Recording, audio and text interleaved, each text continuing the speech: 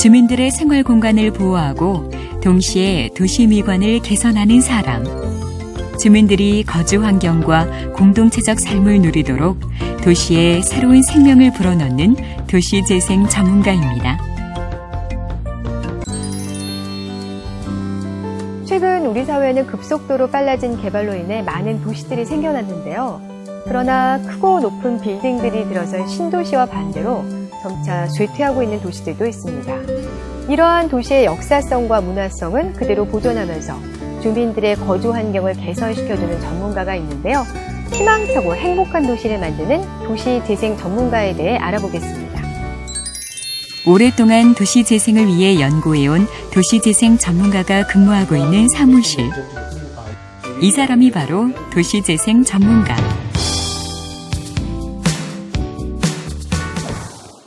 도시재생 전문가란 도시의 다양한 자원을 활용하여 주민들의 생활 환경과 삶의 질을 높일 수 있는 공간을 개발하고 기획하는 일을 하는 사람을 뜻하는데요. 해당 지역에 대한 지식을 쌓고 주민들의 의견을 반영한 업무 순서를 정해 최적의 도시를 만들어주는 것이 바로 도시재생 전문가의 업무. 그렇다면 도시재생은 주로 어떤 과정을 통해 이루어질까요? 도시재생을 위해서는 우선 도시재생 대상지를 발굴하고 사전 기획 연구를 하게 됩니다. 그리고 주민협의체를 구성하고 전문가와 함께 매주 주민회의를 하며 의견을 조율합니다. 이때 주민 공동체 체계를 구축하며 워크숍, 잔치회 등 다양한 주민 활동이 이루어지게 되는데요. 이렇게 주민들과의 소통을 통해 운영 시스템을 점점 구체화시키며 공공시설과 사적 공간을 정비하는 사업이 수행됩니다. 이러한 과정을 통해서 마을회관과 같은 주민들을 위한 시설이 구축되면 시설물을 유지, 관리하기 위해 공동체를 활성화시키는 것이 가장 중요한데요. 지금의 도시재생은 공급자 중심의 사회에서 소비자 중심의 사회를 변하듯이 소비의 주체인 도시의 소비자로서의 주민들의 역할과 책임들을 어떻게 확대할 것이냐가 메인으로 될 것 같고요.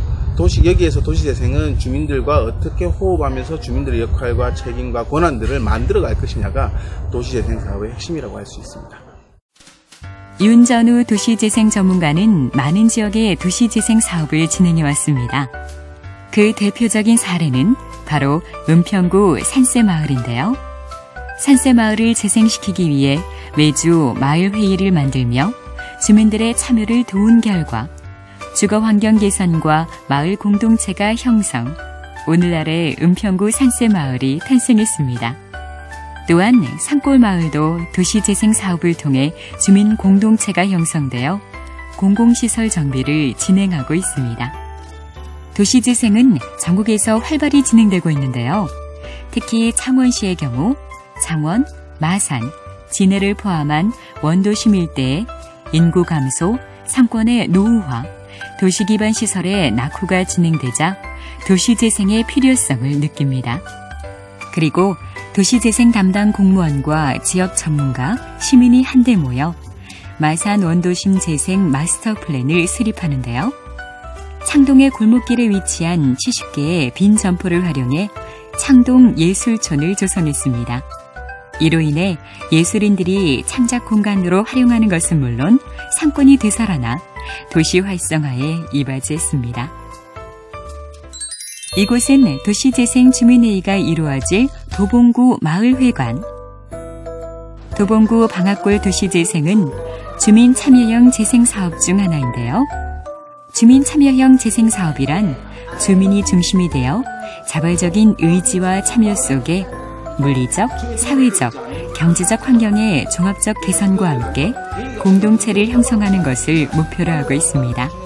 초기 마을 재생 사업을 위해 자발적으로 모인 주민들이 마을 운영위원회를 조직해 회의에 참여하고 있는데요.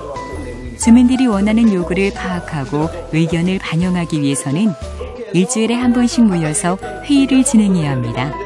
지난 2년간 무려 100차례가 넘는 회의가 진행됐습니다. 처음엔 마을 주민들의 협조가 쉽지 않았지만 점차 마음을 열고 주민회의에 적극적으로 참여하며 마을 개선에 앞장서고 있습니다. 도시재생 전문가를 통해 주민들의 의견을 중심으로 마을 공동체가 형성되면서 진정한 주민 참여형 재생 사업이 이루어지고 있습니다.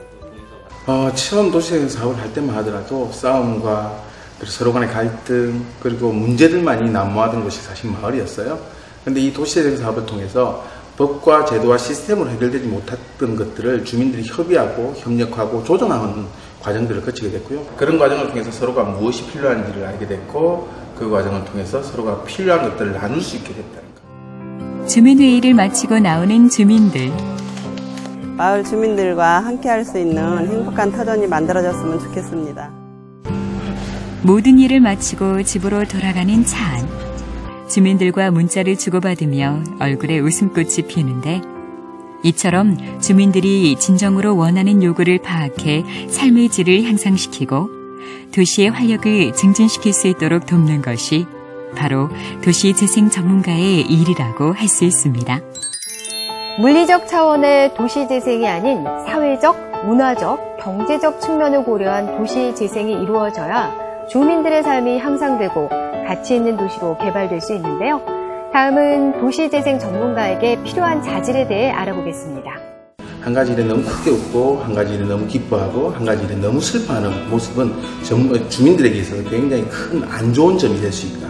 그래서 주민들을 바라보고 언제나 기다릴 수 있는 게 필요하고요. 이 밖에 도시계획학, 도시행정학, 건축학, 조경학에 대한 기초지식이 필요한데요. 도시재생 지역의 도면을 검토하거나 지역 모형을 보며 도시재생 후 모습을 머릿속에 그림을 그려야 하기 때문입니다. 새로운 주거 환경을 통해 많은 사람들의 삶을 바꿔주는 도시재생. 그러나 우리나라는 대부분 재개발, 재건축 등 철거형 사업 위주로 진행되고 있는데요. 앞으로는 도시의 특성을 이해하고 이를 바탕으로 한 도시재생 사업이 꼭 필요합니다. 그렇다면 도시재생 관련 연구원에서는 어떤 연구를 통해서 도시를 재생시킬까요? 도시의 경쟁력을 높이는 친환경적 도시재생을 연구하는 이곳은 도시재생 미래전략연구원인데요. 현재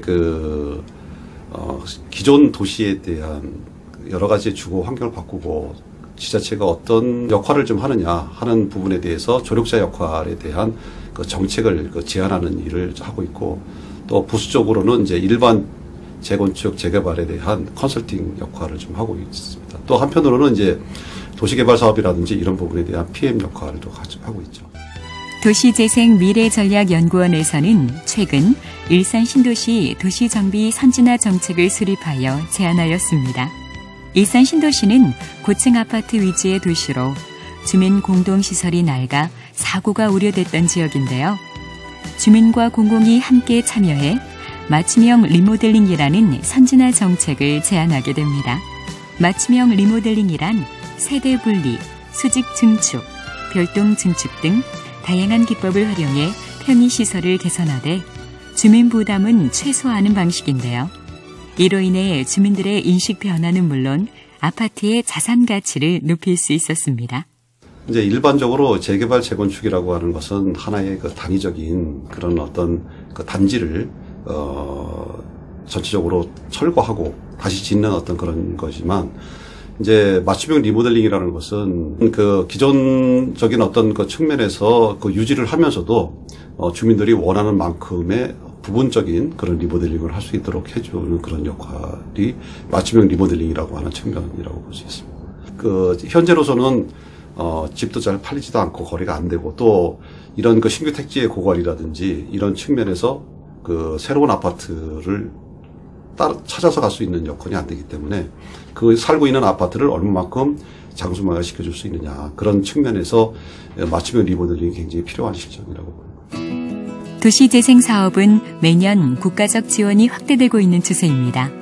도시재생 전문가는 쇠퇴된 도시를 유형별로 분석해 재생법 및 지원 체제를 개발하고 사회통합적 주거 공동체 재생 기술을 개발합니다. 또한 도시 시스템 녹색 재생 기술 개발 등 인문 사회과학적 과제와 공학 기술적 과제를 같이 포함하여 연구를 추진하고 있습니다. 작년에 도시재생 특별법이 제정되면서 전국적으로 도시재생이 도시정책의 새로운 흐름으로 부각되고 있습니다. 현재 전국 13개 자치단체가 이 법에 의해 도시재생 선도사업을 시행하고 있습니다. 국토교통부는 정부 지원 사업을 확대 실시하겠다는 발표도 한 바 있습니다. 그래서 많은 자치단체가 내년도 국가 지원 사업을 준비하기 위해 도시재생 전략계획과 활성화 계획을 수립하고 있습니다. 앞으로 전국 대부분의 자치단체가 도시재생 관련 센터와 위원회를 설립할 것으로 보이고 일부 자치단체는 이미 설립한 상태입니다. 이 때문에 최근 총리실 도시재생특별위원회와 국토교통부가 도시재생 전문가 양성을 중요한 과제로 다루고 있고 또 도시재생 전문가 인증제도 도입을 추진하고 있습니다. 이러한 상황을 고려할 때 이미 우리 사회는 도시재생 전문가에 대한 상당한 수요가 있고 앞으로 당분간은 도시재생 분야 전문가 시장이 늘어날 것으로 전망됩니다. 모두가 더불어 살 수 있는 세상을 만드는 도시재생 전문가. 요약 정리를 통해 전문가가 하는 일에 대해 다시 한번 살펴보겠습니다.